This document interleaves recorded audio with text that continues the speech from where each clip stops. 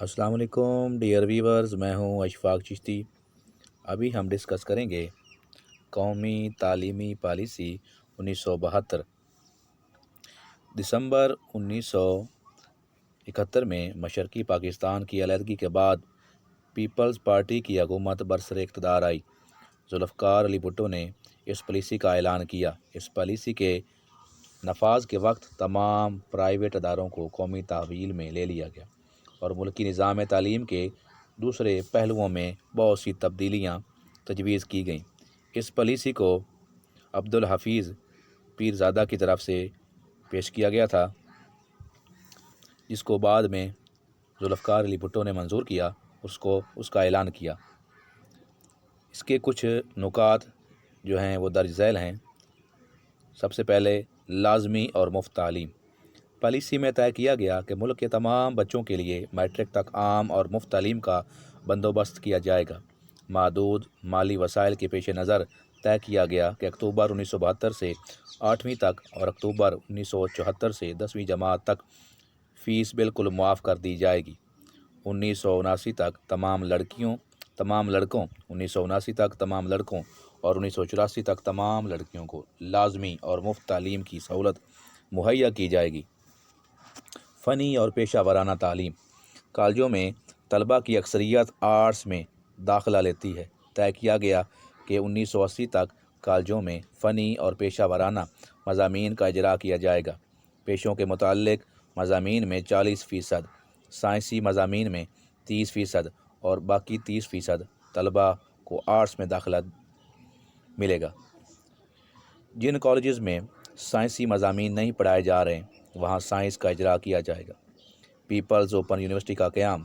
دوسرے ممالک کی طرح ایک ایسی یونیورسٹی قائم کی جائے گی جو خط و کتابت، ریڈیو اور ٹیلی ویژن پروگراموں اور جز وقتی کلاسوں کی سہولتیں مہیا کرے گی۔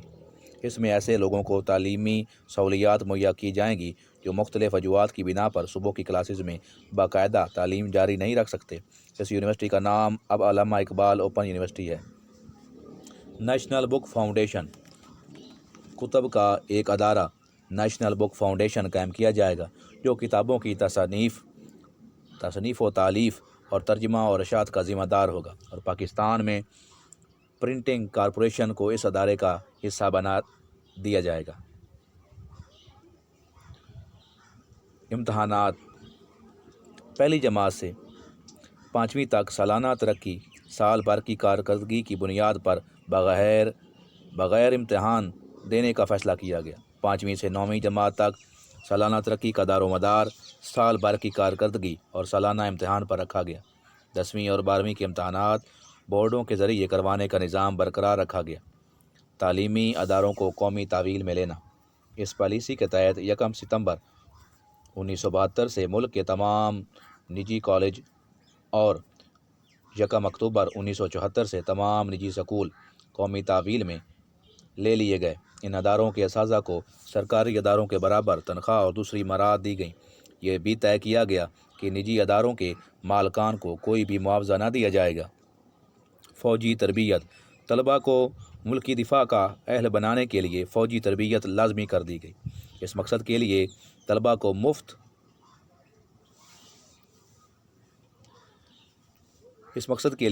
کو مفت یونیفارم اور آئندہ کلاسوں کے داخلوں میں اضافی نمبروں کی سفارش کی گئی۔ طالبات کے لیے بھی تربیت لازمی تھی۔ University grant commission. 1959 کی تعلیمی پالیسی میں یونیورسٹی گرانٹ کمیشن کے قیام کی سفارش کی گئی تھی، لیکن 1972 کی پالیسی کے تحت اس کا قیام عمل میں آیا۔ اعلیٰ تعلیم اور یونیورسٹیوں کے تمام معاملات کے فیصلے کرنا اس کمیشن کے دائرہ اختیار میں ہے۔ اس کمیشن کا موجودہ نام ہائر ایجوکیشن کمیشن ہے۔